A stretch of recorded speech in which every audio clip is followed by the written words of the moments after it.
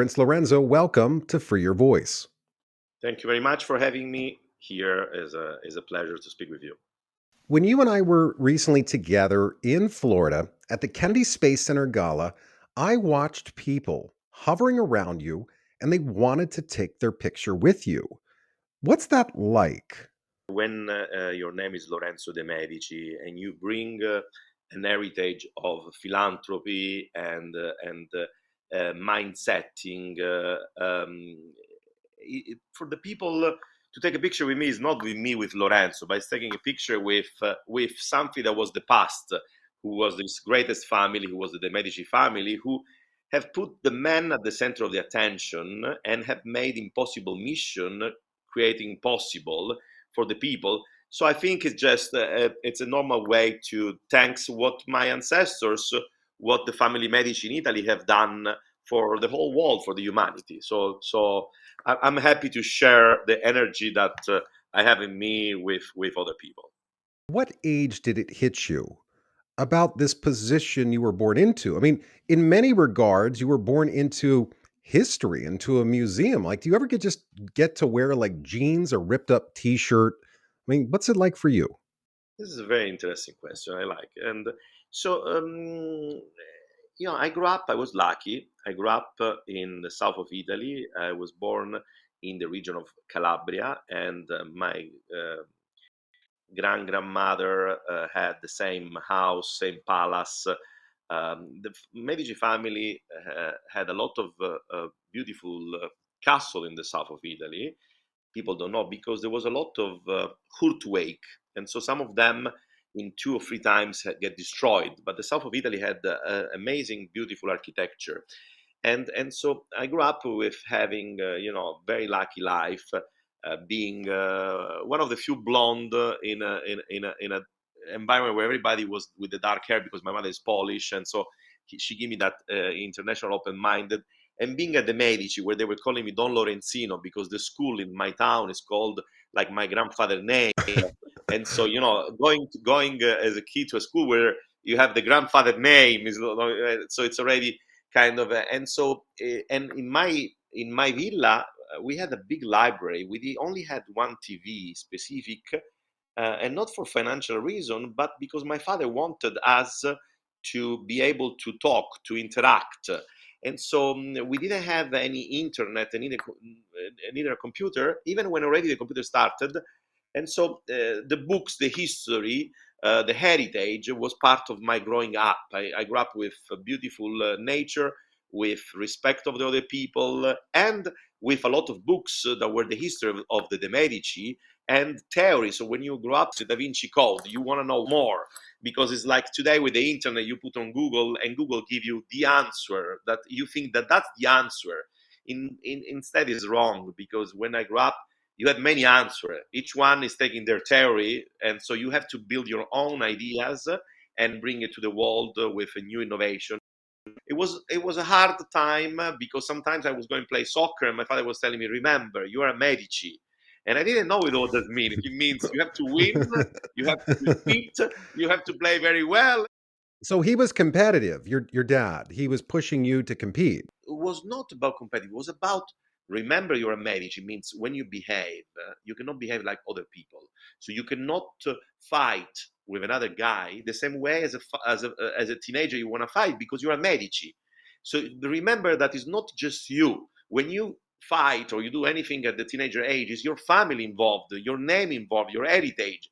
So it's hard when you go somewhere all the time. You have to remember that you're a Medici. You cannot I was not allowed to go to enter an arcade when I was at high school.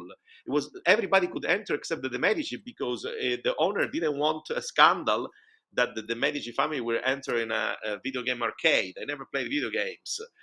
So being from an important family, the Medici family has the problem, has the contour. So in the sense, it's not everything beautiful, but it's part of your life. So were you your mother's favorite? I don't think so. I think I have a sister, and I don't think so. I think that my mother didn't have anyone in favorite in specific. Both were favorite. Well, that's a good response. And did you get along with your siblings? Like, did you guys like normal bicker and fight, or was everybody like, we got to follow the rules? Traditional Italian families, there is a patriarch who was my father, and everybody was afraid of my father. Let's put the honest words. And so, just give you an idea, my father had maybe 50 nephews and nieces, and before they get married, before they propose to their girlfriend, they were going to ask permission to my father, who was the patriarch of the Medici family. Before they were doing anything in their career, they were going to. And so, in my case, I traveled the world. I speak 5 languages. I spent when I was 19 1 year in Africa and Zimbabwe for an NGO called Movimondo, another company working with people there in Africa and helping. I went to South America in the moment when there was the financial crisis of Argentina. So I was a very international traveler and not really grounded too much in Italy, and allowed me to be who I am today because I didn't grow up like any other teenager of my life. I lived 1 year in Africa. You know, in Zimbabwe when there was Mugabe coming to Africa. It was a hard time, but when you are 18, 19, you have energy, you want to see. But you see, so for sure, my life is different because of what my family have given me. And I grew up from a little village in the south of Italy. Even if I had the most beautiful car, the most beautiful house, I owned probably the biggest pool in the south of Italy, but still you need friendship, and the school were public.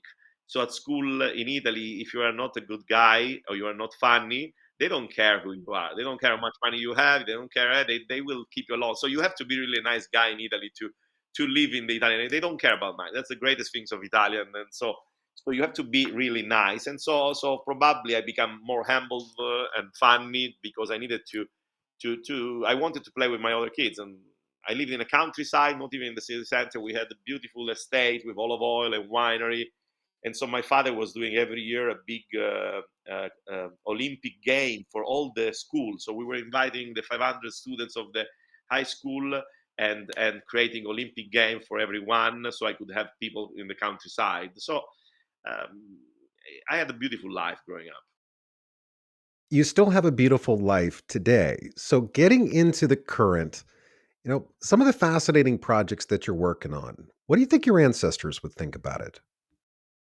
Probably my ancestor will think that I should focus more about money and less about dreams in business. Because they were probably more accounting than me in the sense I have invested in USA probably 8 years ago, building the first crypto-friendly bank called Medici Bank, up my ancestor vision to give the potential to help anyone who has vision and having a faster, smartest, fastest, cheapest processing in payment. That's my goal as a bank. And I was a pioneer at the time. Nobody wanted to speak about crypto. Crypto was like, oh, no, no, no, no, no. And so I was a little bit behind and before anyone else. And so sometimes risking is it will may pay in few generation, not today. So this is the difference probably between American investment and European investment. We don't think about our today.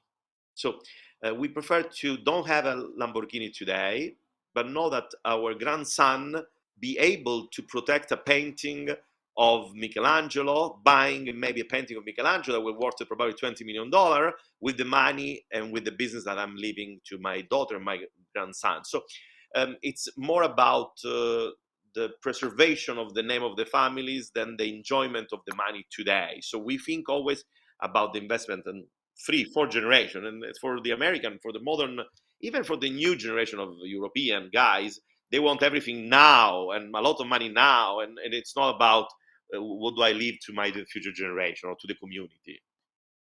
And privacy. We're in a world now where privacy seems to keep being taken away from people. Do you think privacy should matter and freedom of speech?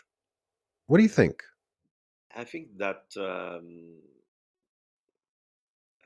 we are starting losing both of these points that you are saying, and they're both pillar of this, the democratic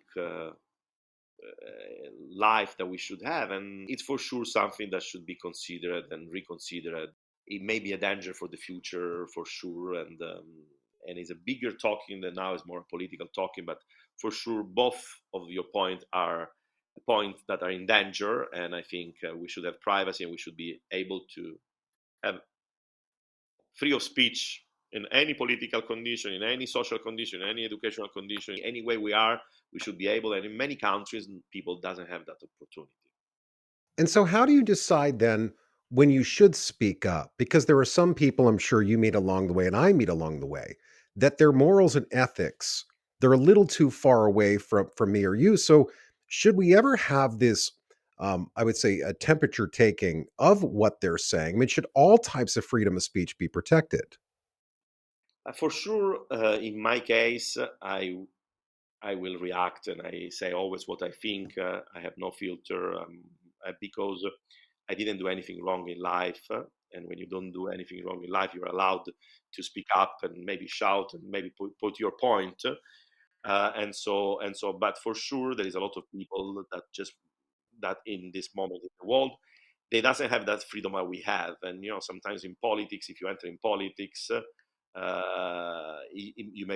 you may get in trouble for your political way of thinking or for your vision in thinking in many, many, many different countries. That you may be surprised. Countries that may think be very liberal, they may not so liberal as they look. You have met tens of thousands of people around the world, which means you've probably gotten to a place where you're a pretty good listener. Um, what are you learning today? I'm learning for sure that people are more conscious of what they're eating. People are more conscious on what they put in their body. People are more conscious about the environment than we were when we were young. And so this is for sure something that, as a father, is makes me very interesting, very proud to know that this new generation wants to know what is with nuclear waste. When I grew up, I had no idea about. I didn't ask myself. Now I'm helping a different foundation that do nuclear waste to figure out there is a big problem in California. It's called the Samuel Lawrence Foundation, and it's here from Southern California. There's a big it's called in Santo Onofre. There's a big ex nuclear base, and they leave a lot of waste from nuclear, and it's near the beaches, near the school. So today I'm asking myself this problem. But when I was a young, I didn't have. So the new generation, I think, they're listening more, and they're more aware of these things. So I think that's what I'm listening more, if you ask me in particular more. Fatherhood.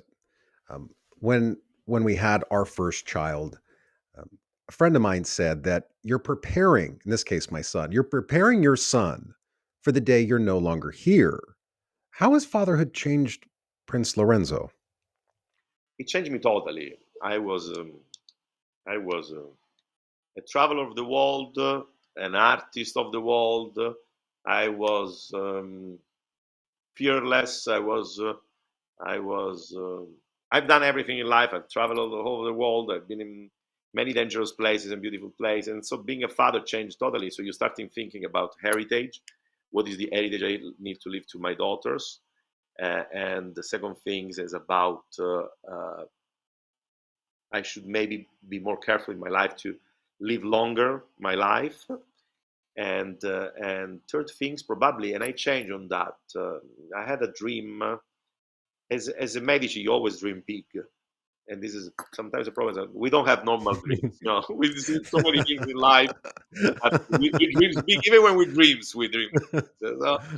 So when my daughter was born, the day that she was born, her name is Maddalena, and she's born in USA, so she's an American citizen. Um, I dreamed that she would be the first American woman president of the history of USA. And then I went to New York. I was in New York, and I met a very intelligent woman in New York, and we were speaking. And she told me after meeting my daughter. My daughter was probably 5 at the time. She said, "Lorenzo, I had a dream last night that your daughter will be the first president woman of United States of America. So at that point, I took this woman on a side, very intelligent, successful, and I said, you know what? I thought that I was crazy, but now there's somebody else who thinks the thing. And so I brought my daughter to Normandy 2 years ago for D-Day. So we were special guests at D-Day when the American have parachuting themselves to save Europe from the Nazi, and 100,000 of them have been killed in the Normandy. It was just Barco Normandy in the Normandy mission. But thanks to them, we have the freedom of speech that you're talking before, and so thanks to them, we have today saved by the Nazis in Europe. And so I brought my daughter there, and I make her feeling and meeting all the veterans who were 105, 107. I have all the picture, and she starts sitting with them and asking questions to them. And I wanted to give her an understanding that to be a future eventually politician, a future person who people will have to depends on you politically, you have to have a global vision of what's going on. And so since then, I start talking to her very, very mature about politics, about what's happening now in Israel and what's happening in Russia and all those things, and giving her. And then at some point, as a father, I said, I will let her decide whatever she wants to do. And then, so at some point, I stopped myself because I didn't want to push too much. But she has the tools and the potential to eventually even be a president. So that's what. So this is what the Medici mind is. It means, yes, if you want to be a president, but you have to work since you're a kid. You have to understanding the politics. You have to study language. You have to understanding different culture. You have to respect other culture and understanding. And so there's a lot of hard work, and I don't know if she would be prepared if she ever wanted, but I'll be there for support her. So you said the word respect, to respect other cultures. You've lived all around the world. You have met, I imagine, some of the most unique, most dynamic personalities. Why don't we have more respect for others? This is something that happened even in the Renaissance. And during the Renaissance and before the Renaissance in particular, there was the Dark Ages. The Dark Ages was a period where anyone thought that if they're stronger than the others, they can eat the others and eat their lunch. And so they started making war between all the cities. I give you an example in Italy. In Italy, there was Florence was against Pisa, Pisa was against Siena, Siena was against Rome. So each one of them have their own rulers at the time. The Medici family were not nobility; they were merchant, and they become Grand Duke of Florence, who was their mission. So they were the kind of the mayor of Florence. And so everybody was killing themselves. Nobody was caring about respect all the other people. And then the Medici arrived and said, "Hey, we need to put the man at the center of the attention. We need to do something that change this mental system. Let's create something called the Renaissance." The Renaissance means new reborn, but it was putting the man. So they starting helping. What are you doing? You are an artist. Okay, I'll give you the money to be an artist. Are you a painter? I give you the money. You're doing music. This is the money to do music. You are a philosopher. This is the money to be a philosopher. And so they create a beautiful prosperity, energetic movement in Florence, and then decided to move this movement in other parts. So for the first time in the history, the Medici went to Naples, other people, to create something called the politics of equilibrium. And that today we translate in almost peace. Means, they went to the other people and said, look, we're making war, but business will flow much faster if there is peace, because people will go more to the club, will go more to the restaurant, they will buy more clothes, there will be more fabric to be sold. So look, how much money you need to make peace, not how much money you need to make war. That's the difference. So yes, they use money, but money to do prosperity and to do peace. And so I think that today that is what is missing today. And I have a foundation. I just built a foundation. It's called the Medici Foundation. I just started now. And in one of the pillars I put is the word of prosperity and equilibrium. I didn't put the word peace.